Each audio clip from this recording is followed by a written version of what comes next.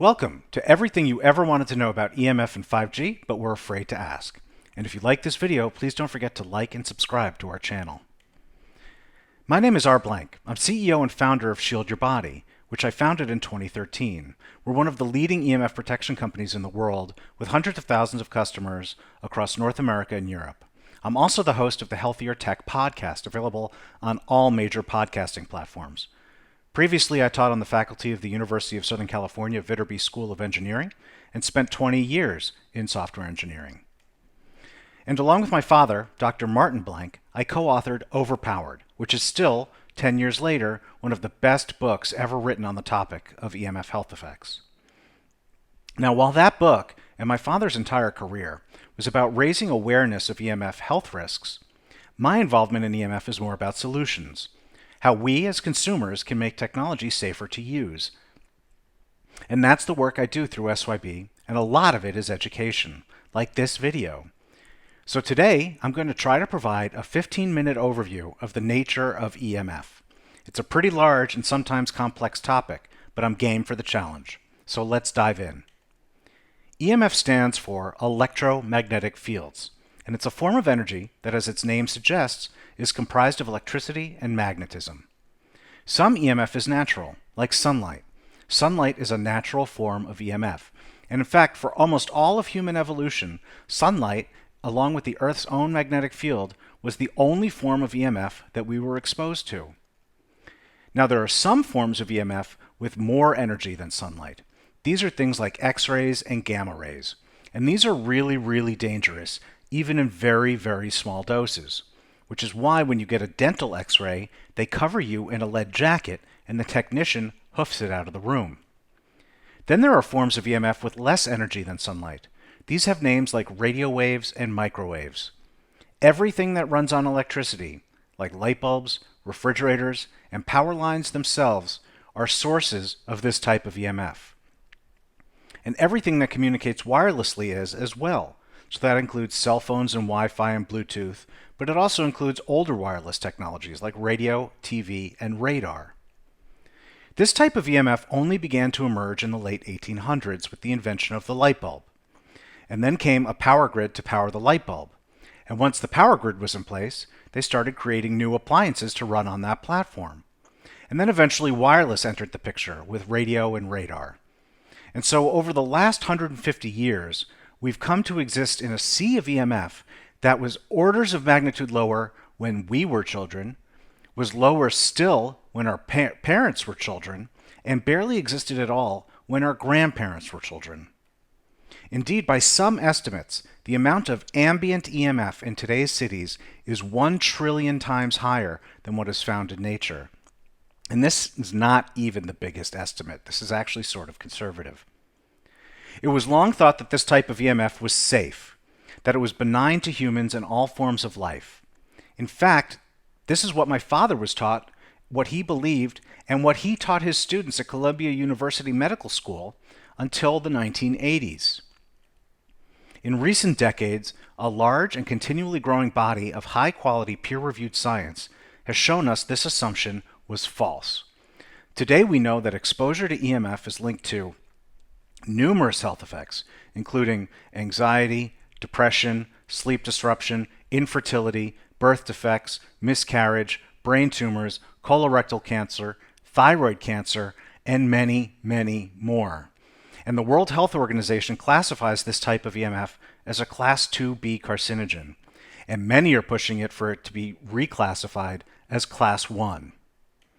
And it's not just humans, because exposure to this type of radiation has also been linked to bee colony collapse, mass extinction of migratory birds, tree death, multiple health disorders in dairy cows, infertility in dogs, canine lymphoma, reproductive and migratory dysfunction in marine life, again, and more. In short, the science now shows us that EMF impacts multiple biological systems of almost all living things, at levels lower than emitted by a single cell phone, and at levels far lower than what governments say is safe. Period. Now, I want to underscore, everything I have just said is absolutely true. There is high-quality, peer-reviewed science that shows all of this, literally thousands of studies. Now, while you might hear something different when you turn on the news or listen to representatives of the wireless industry, the jury is not out anymore. There is no real debate. EMF is bioactive and it impacts almost all biological systems at levels that regulations say are supposedly safe but are clearly not. And it's not just me and health advocates saying this, the industry knows it as well. As just one powerful example, a leading underwriter for Lloyd's of London refuses to insure the cell phone companies against future health claims for over 20 years now, and they are not the only ones. Now, before getting into ways to protect yourself, I wanted to take a moment to quickly address the question of 5G, because I know that's a topic with a lot of interest these days. How does 5G factor into the EMF discussion? 5G is the fifth generation of cell phone networks, replacing 4G, although most of you are probably still using 4G.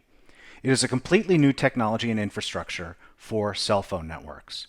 As you can see on this chart, we got 1G, or the first generation, in the late 70s. It actually hit consumer hands in the early 80s. Then 2G brought text messaging, 3G brought mobile internet, 4G improved the mobile internet, and now we have 5G. So what really makes 5G different?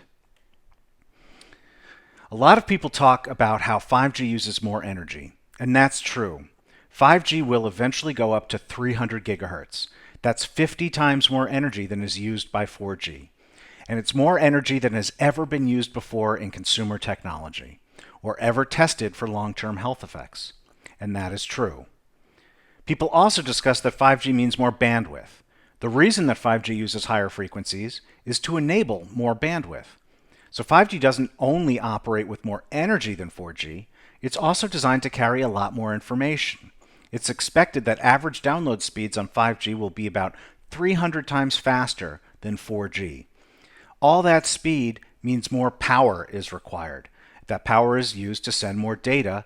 That all translates to more EMF, since it's the EMF signal that carries the data. Another aspect of 5G that people are worried about is the infrastructure. The higher 5G frequencies don't travel as far as lower frequencies like 4G. That means the 5G network requires many more antennas to function. Many, many, many more. And you'll start seeing these so-called small cells pop up in new places, like on the top of streetlights, like in this photo. Now, these are all reasons that a lot of people are worried and concerned about 5G. And in fact, certain cities are banning it entirely, like Brussels, the capital of Belgium, and the seat of the European Parliament. And I agree, these are all valid reasons to be worried, but they aren't the part of 5G that worries me the most. 5G isn't just designed for faster phones. In fact, while many people think of 5G as a cell phone network, that's not its primary purpose. It's also designed to connect many more devices, not just phones. It's cars and watches and homes and hospitals and the utility grid. 5G is designed for a connected grid that has order of magnitude more devices running on it. This is what is called the Internet of Things, or IoT. IoT refers to the billions of devices, objects, and appliances that connect to the internet using wireless networks. Everything with smart in the name, like smart locks, smart cars, and smart refrigerators, to name just a few examples. And all of those devices are new sources of EMF. Now, there's an aspect of EMF health that the science has also clearly demonstrated, which is important to realize. It is called the dose-response relationship. A dose-response relationship means the stronger the dose you receive, the more of a response you get. Just like the more alcohol you drink, the more drunk you get. That's a dose-response relationship. And a really large body of EMF science shows a dose-response relationship between EMF exposure and negative health outcomes. So, for example, the longer you talk on your phone up to your head, the higher your risk of developing a brain tumor in that part of your head. The science tells us that the amount of EMF we face daily from our devices is harmful to our health. In fact, they say the amount of EMF we're exposed to just from our own phone, one single source, increases our health risk. And then you remember that 5G is designed to lay the path for IoT, where every single thing in our world becomes a new source of EMF, adding to our cumulative exposure and our personal health risk. We are looking at a multiple order of magnitude explosion in the number of sources of EMF in our daily lives, and a corresponding increase to our health risk. Now, I know from experience that once people become aware of EMF as a health issue, it's easy to get a little panicked. After all, this stuff is everywhere, and the amount keeps on growing. So the first thing I always tell people is to try to relax, because reacting from a place of panic is not helpful or healthy. And more importantly, there is actually a lot you can do to reduce your exposure and decrease your personal health risk from EMF. It all comes down to the two key rules of EMF protection.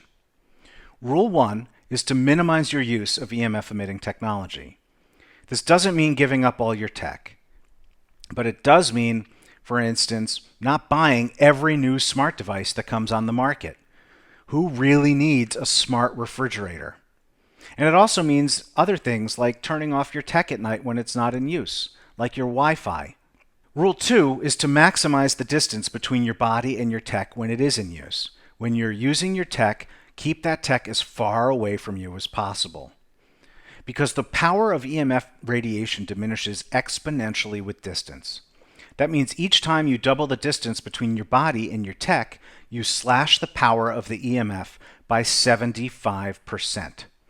That's why it's so important to never carry your phone in your pocket or bra, and to never use your laptop in your lap. Once you learn these two key rules, there are literally dozens of ways you can implement them in your life to slash your EMF exposure. And that's why I always say the best EMF protection is free. And I explain that in a lot more detail in this ebook that you can download for free right at the top of my homepage at shieldyourbody.com.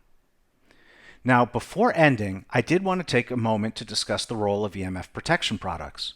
Because in addition to providing a lot of free education, my company also makes and sells EMF protection products. But I just finished explaining that the best EMF protection is free.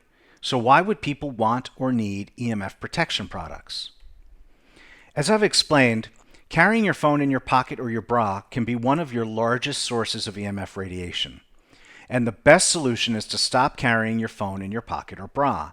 That's quick, it's free, and it's incredibly effective. But many of us will still carry our phones in our pockets. It's just so convenient, and sometimes we have no practical choice. And that's why I created the SYB Phone Shield. My SYB 5G Phone Shield makes it safer to carry your phone by deflecting radiation away from your body. Another example is my SYB laptop pad. The best solution is to stop using your laptop in your lap. This is quick and free and very, very effective. You can do it instantly and it costs you no money. But for some of us, particularly in the past year, when our home living rooms became our home offices, we like or need to use our laptops in our laps. It's convenient.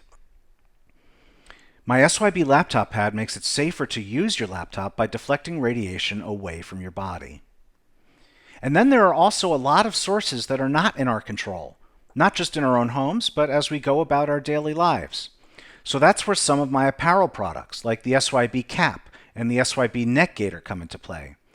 SYB's EMF protection apparel is a great way to protect against sources of EMF that are not in your direct control, that you can't just turn the off switch. So that is everything you ever wanted to know about EMF and 5G in just a few minutes. I hope you enjoyed this video, and I hope to see you again over at shieldyourbody.com. Thank you.